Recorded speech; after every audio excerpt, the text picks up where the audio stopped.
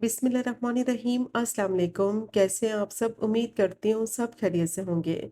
आज मैं आपके साथ शेयर करूँगी मैंगो अरेबियन पुडिंग की रेसिपी। बहुत ही टेस्टी ये मीठा बनता है। कम बजट में आसानी से ये मज़ेदार मीठा बनाकर ईद पर अपने मेहमानों को सर्व करें, घर वालों को सर्व करें। बहुत ही टेस्टी क्रीमी फ्लेवर वाला ये मीठा बनकर तैयार होगा। तो वीडियो को स्किप मत करें, एंड तक देखें ताकि रेसिपी को आप आसानी से फॉलो कर सकें और ये मज़ेदार मैंगो अरेबियन पुडिंग बनाकर अपने घर वालों को सर्व कर सकें। तो चलिए फिर शुरू करते हैं इसको बनाना।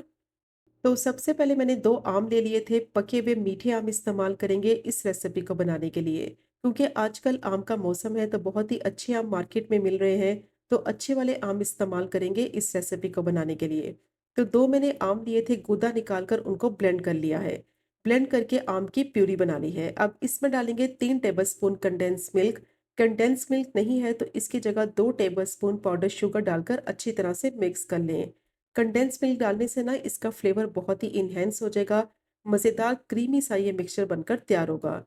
आजकल आम का सीज़न चल रहा है तो ये मज़ेदार मैंगो अरेबियन पुडिंग आप ईद पर बनाएं, घर वालों को सर्व करें।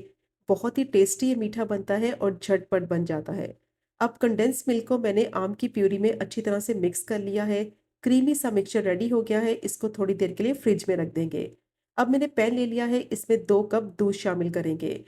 और जो दूध इस्तेमाल करेंगे वो फुल फैट होना चाहिए, या फिर आप मलाई वाला दूध भी इस्तेमाल कर सकते हैं, उससे फ्लेवर बहुत ही अच्छा आएगा। अब अच्छी तरह से इसको मिक्स करेंगे और फ्लेम को मीडियम टू हाई करेंगे और दूध को थोड़ी देर के लिए पकने देंगे ताकि इसमें अच्छा सा बॉयल आ जाए। तब तक कस्टर्ड का मिक्सचर रेडी कर लेते हैं। तो उसके लिए मैंने एक बॉल लिया है, इसमें डालेंगे 1/4 कप दूध। 2.5 टेबल स्पून इसमें कस्टर्ड पाउडर डालेंगे। तो मैंने वनीला कस्टर्ड पाउडर यूज़ किया है, आपको जो फ्लेवर पसंद है आप वो भी यूज़ कर सकते हैं। इसकी जगह आप मैंगो फ्लेवर वाला भी कस्टर्ड पाउडर यूज़ कर सकते हैं। अब अच्छी तरह से इसको मिक्स करेंगे ताकि जो लम्स है ना सारे ख़त्म हो जाए। अब अच्छी तरह से मैंने इसको मिक्स कर लिया है, कस्टर्ड का मिक्सचर रेडी हो गया है। इसको साइड पर रखते हैं और दूध को चेक कर लेते हैं। दूध जैसे ही पकने लगेगा, उबलने लगेगा, तो इस पॉइंट पर इसमें चीनी डालेंगे। 1/3 कप मैंने इसमें चीनी डाली है। चीनी आप अपने टेस्ट के हिसाब से कम या ज़्यादा ऐड कर सकते हैं, क्योंकि इसमें मैंगो प्यूरी भी डालेंगे और उसमें मैंने कंडेंस मिल्क मिक्स किया है। तो इसीलिए चीनी की क्वांटिटी आप अपने हिसाब से डालें। अब इसको मिक्स करते हुए इतना पकाएंगे कि चीनी अच्छी तरह से ना दूध में डिज़ोल्व हो जाए और इसका क्रीमी सा टेक्सचर हो जाए। और साथ ही इसमें डालेंगे 1/4 टीस्पून इलायची का पाउडर, या फिर इसकी जगह ना आप पूरी इलायची भी यूज़ कर सकते हैं। अब अच्छी तरह से मिक्स करते हुए 4 से 5 मिनट के लिए इसको पका लेंगे ताकि दूध का क्रीमी सा टेक्सचर हो जाए, थोड़ा दूध गाढ़ा हो जाए। तो दूध को मैंने 5 से 6 मिनट के लिए अच्छी तरह से पका लिया है, थोड़ा गाढ़ा हो गया है। तो इस पॉइंट पर इसमें कस्टर्ड का मिक्सचर डालेंगे। एक साथ इसमें मिक्सचर नहीं डालना है वरना इसमें लम्प्स पड़ जाएँगे। थोड़ा-थोड़ा कस्टर्ड का मिक्सचर ऐड करते जाएँगे और दूसरे हाथ से इसको मिक्स करते जाएँगे। और इस पॉइंट पर फ्लेम को मीडियम टू लो रखेंगे, फ्लेम को ज़्यादा हाई नहीं रखना। और कंटिन्यूअस इसमें चम्मच चलाते हुए इसको इतना पकाएँगे कि दूध जो है ना वो अच्छी तरह से गाढ़ा हो जाए। क्योंकि जैसे ही इसमें कस्टर्ड का मिक्सचर मिक्स करेंगे तो ये गाढ़ा होने लगेगा। तो कंटिन्यूअस इसमें चम्मच चलाते जाएँगे और तकरीबन 10 मिनट के लिए इसको मैंने पका लिया है। और इसका टेक्सचर आप चेक कर सकते हैं, गाढ़ा हो गया है। इससे ज़्यादा इसको गाढ़ा नहीं करना, क्योंकि जैसे ही इसको ठंडा करेंगे ना तो ये मज़ीद गाढ़ा हो जाएगा। अब कस्टर्ड बिल्कुल तैयार हो गया है, परफेक्ट इसकी कंसिस्टेंसी रेडी हो गई है। इससे ज़्यादा इसको नहीं पकाएंगे वरना ये बहुत ज़्यादा गाढ़ा हो जाएगा।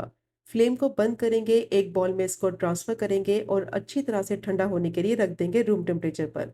अब मैंने 200 ml क्रीम ले ली है, इसको थोड़ी देर के लिए मैंने फ्रीज़र में रख दिया था ताकि ये थोड़ी सी चिल्ड हो जाए। अब जो मैंगो प्यूरी पहले से ही तैयार करके रखी थी उसमें से 2 टेबलस्पून क्रीम में डालेंगे और बीटर की मदद से इसको बीट कर लेंगे। और अगर आपके पास बीटर नहीं है तो हैंड विस्क की मदद से आप अच्छी तरह से इसको बीट कर लें ताकि क्रीम का जो टेक्सचर है ना वो फ्लफी सा हो जाए।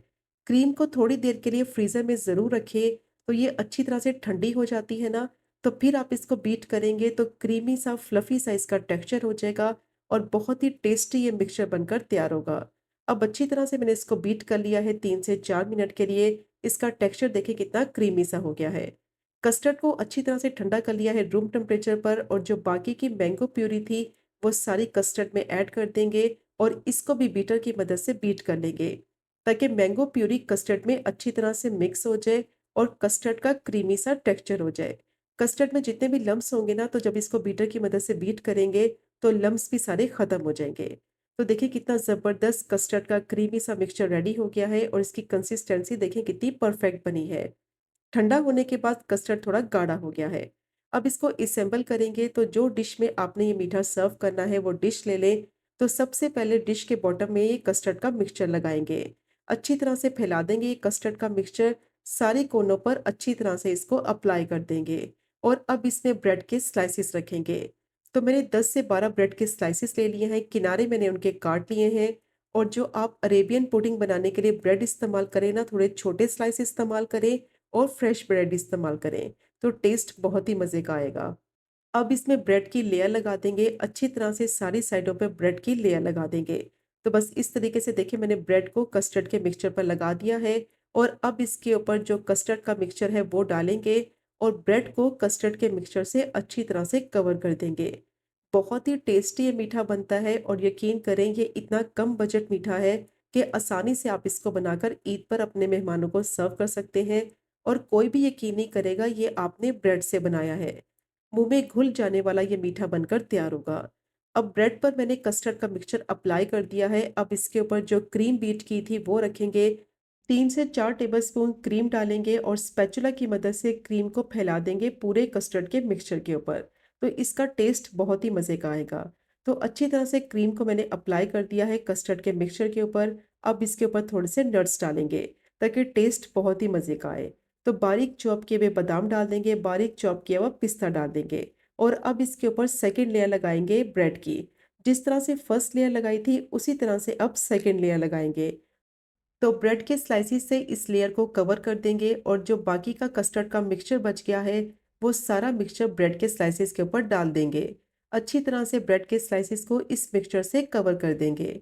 तो जितना भी कस्टर्ड था ना, वो सारा मैंने ब्रेड के स्लाइसिस पर डाल दिया है। अब इसको थोड़ा-सा टैप करेंगे और इसको थोड़ी देर के लिए फ्रिज में रख देंगे, ताकि अच्छी तरह से ये थोड़ा-सा सेट हो जाए। फिर इसके ऊपर ऊपर वाली लेयर लगाएँगे। तो आधे घंटे के लिए इसको मैंने फ्रिज में रखा था। देखें कितनी अच्छी तरह से ब्रेड ने कस्टर्ड के मिक्सचर को सोक कर लिया है। अब इसके ऊपर क्रीम की लेयर लगाएंगे। तो बाकी बची हुई जितनी भी क्रीम थी, स्पैचुला की मदद से उसको मैंने अच्छी तरह से पूरे कस्टर्ड के मिक्सचर के ऊपर अप्लाई कर दिया है। अब मैंने आम को छोटे छोटे पीसेस में काट लिया था, तो ये आम के जो चंक्स है ना, उससे इसको गार्निश करेंगे। तो उससे लुक बहुत अच्छी आएगी। बारीक चॉप किए हुए बादाम डालेंगे और बारीक चॉप किया हुआ पिस्ता डाल देंगे। तो बहुत ही टेस्टी अरेबियन पुडिंग रेडी हो गई है। 2 से 3 घंटे के लिए इसको फ्रिज में रख देंगे ताकि ये अच्छी तरह से सेट हो जाए। तो 2 से 3 घंटे के बाद इसको मैंने फ्रिज में से निकाल लिया है। बहुत ही टेस्टी मीठा बनकर तैयार हो गया है।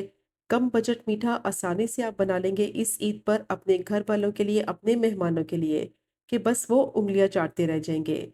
बहुत ही टेस्टी क्रीमी फ्लेवर वाला ये मीठा बनकर तैयार होता है। तो मस्ट ट्राई कीजिएगा ये टेस्टी मैंगो अरेबियन पुडिंग की रेसिपी को। अगर आपको आज की वीडियो पसंद आए, आज की रेसिपी पसंद आए, चैनल को ज़रूर सब्सक्राइब करें, वीडियो को लाइक करें और शेयर करें। इंशाल्लाह मिलेंगे अगले कुकिंग व्लॉग में फिर एक नई रेसिपी के साथ। तब तक मुझे अपनी ख़ास दुआ में याद रखें। अल्लाह हाफ़िज़।